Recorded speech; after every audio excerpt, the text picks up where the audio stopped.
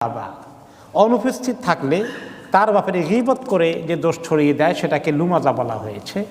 আবার কেউ কেউ বলেছেন হুমাজা হচ্ছে মুখ দিয়ে মানুষের দোষ আবিষ্কার করে মানুষকে হেয় প্রতিপন্ন করা, সম্মানিত লোককে মানিজ্যতকে নষ্ট করার চেষ্টা করে মুখ দিয়ে, আর চোখ দিয়ে যখন করে সেটা হচ্ছে লুমাজা।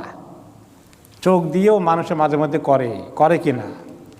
একজন আসতেছে কয় দেখেন এই তো আসছে, ওই দেখা যায়। তো কোনো কোনো তাফসিরে কারেক বলেছেন কি দিয়ে করে সে? হুমাজা হলো জিহ্বা দিয়ে, মুখ দিয়ে, আর লুমাজা হলো কেউ কেউ বলেছেন চোখ, কেউ কেউ বলেছেন চোখ, তারপরে মাথা, এরপরে চোখের ভ্রু, এগুলো দিয়ে সবগুলো দিয়ে ইশারা করে।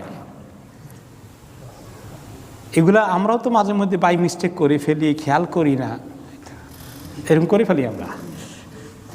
দেখছেন কি হয়েছে? মুখ দিয়ে না বললে চোখ দিয়ে পাবো।